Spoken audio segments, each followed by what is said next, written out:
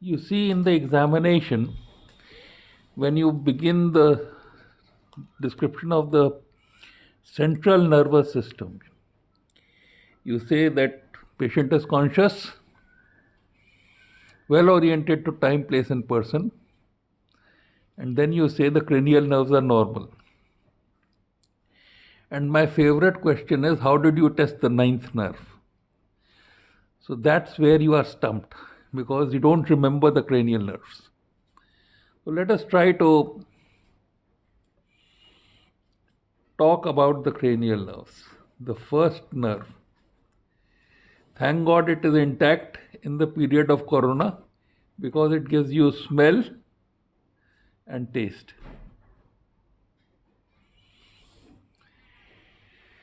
If this is the nose, here is the cribriform plate.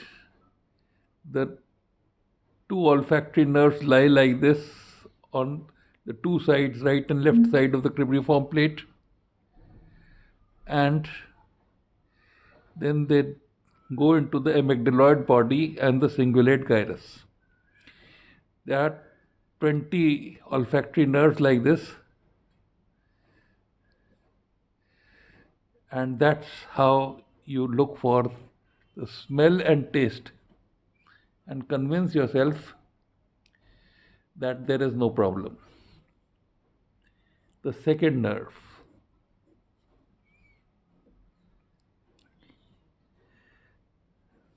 the eyeballs,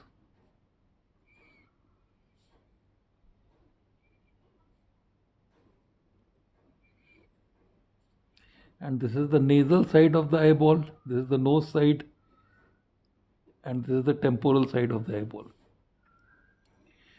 Optic nerves arise like this.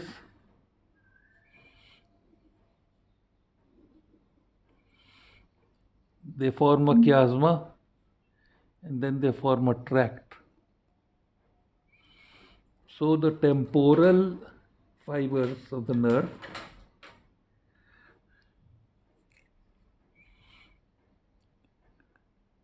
go like this and go on this side. So these are the olfactory tracts. Temporal fibers go like this, and the nasal fibers cross. So the nasal fibers come like this and they cross over.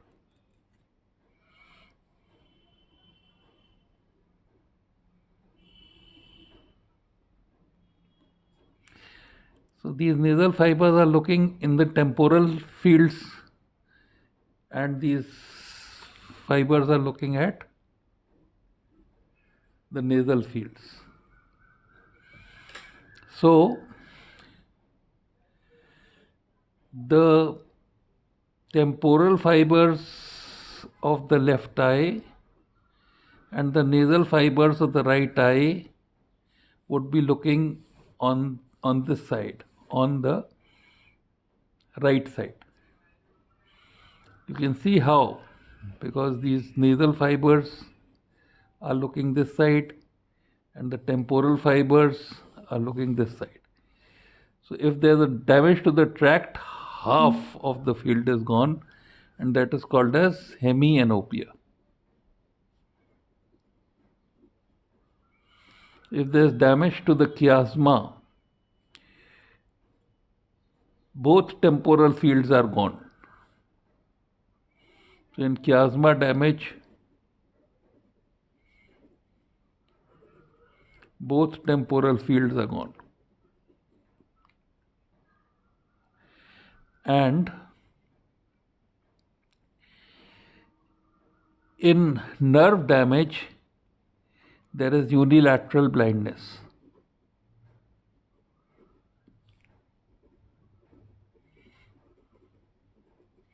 The pupil is dilated and not reacting to light.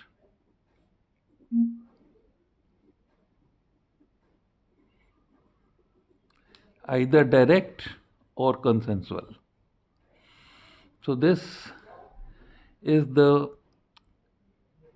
optic nerve. Then you have the third, fourth, and sixth nerve, which are responsible for ocular motility.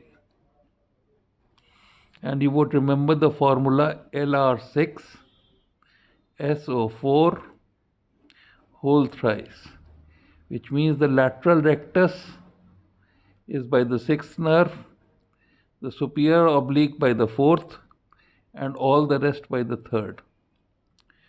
So when these nerves are paralyzed, you have squint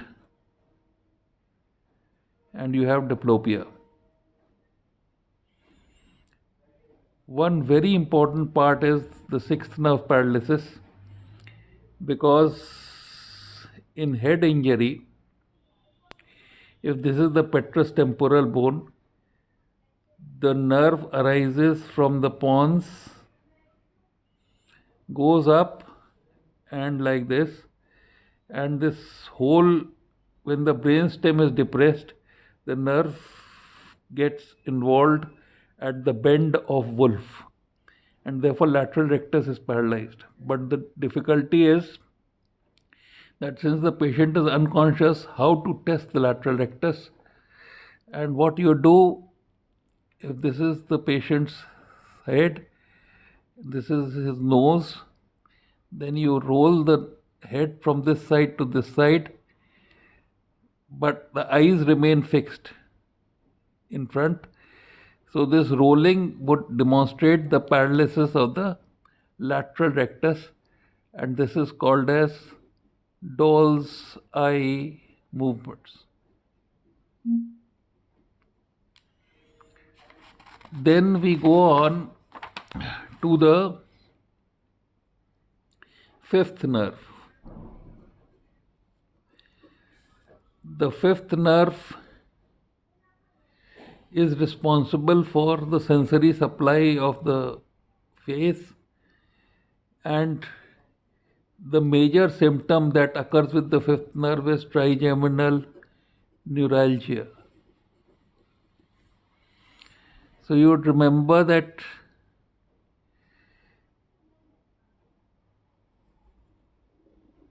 this is the petrous temporal bone and this is the trigeminal impression. Here is the trigeminal ganglion. It gives rise to the ophthalmic, the maxillary, and the mandibular nerve. You have to come through this foramen ovale, which passes the male or the mandibular nerve, and give an injection in the trigeminal ganglion. Now here there are two foramen which are called as the hiatus of greater superficial petrosal nerve and lesser superficial petrosal nerve. The greater superficial petrosal nerve supplies the lacrimal and lesser superficial petrosal nerve the parotid. So when you give this injection, then these two glands are paralyzed, can be paralyzed till this injection is effective. Then we come to the seventh nerve.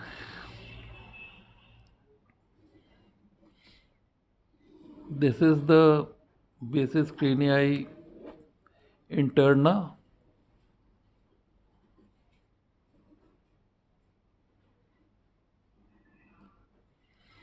Here is the internal acoustic meatus. The nerve enters like this, bends down, and emerges out of the stylomastoid foramen. There is another nerve which accompanies this, which is called as the nervus intermedius, and it forms a ganglion here, which is called as the geniculate ganglion. From this geniculate ganglion emerge the lesser and the greater superficial petrosal nerve.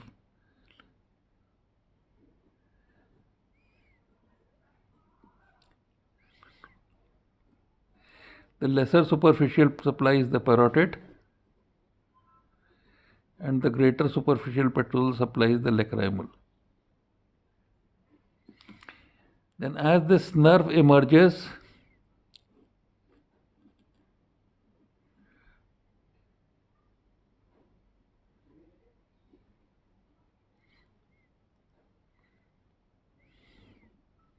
it can be tested by, it emerges out of the stylomastoid foramen and it supplies the face.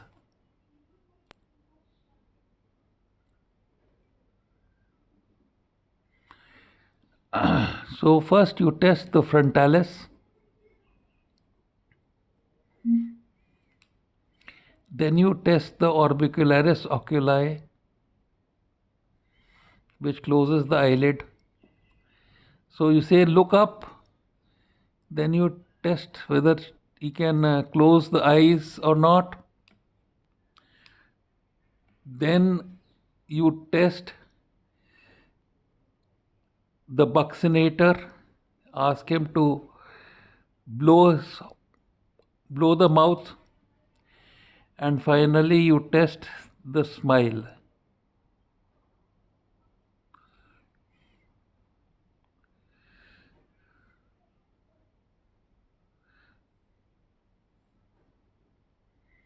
You see the lips, this side the facial nerve is normal, this side the facial nerve is not able to pull the lip.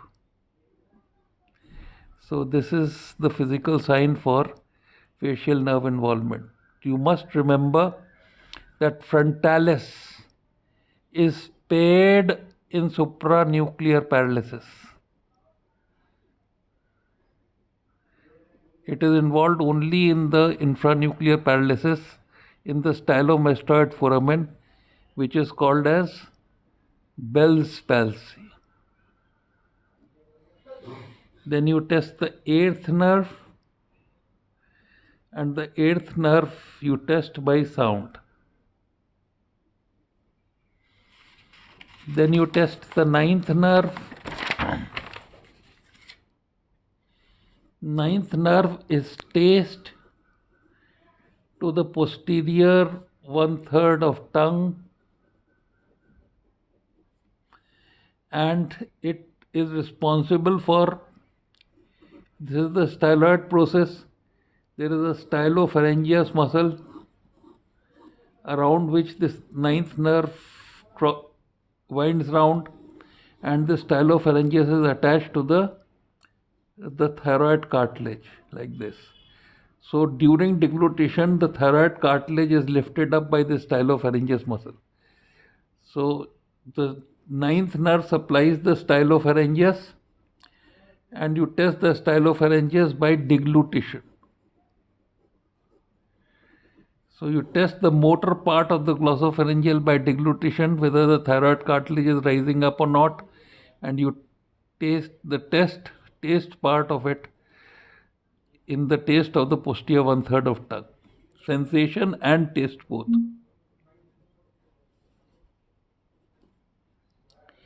Then the 10th nerve basically supplies the larynx. So you ask him to say ah, you ask him to say e. If he can say both, then the nerve is all right. Then the 11th nerve, I'll again make that diagram of the skull.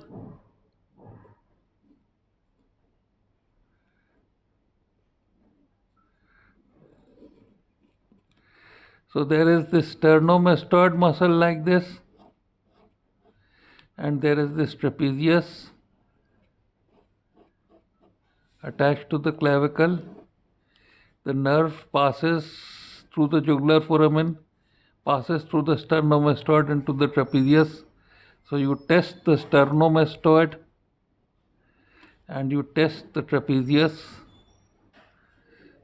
and that gives you the 11th nerve.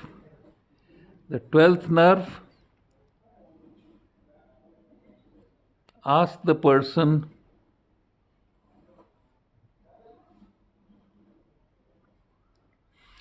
to move the tongue, and that tests the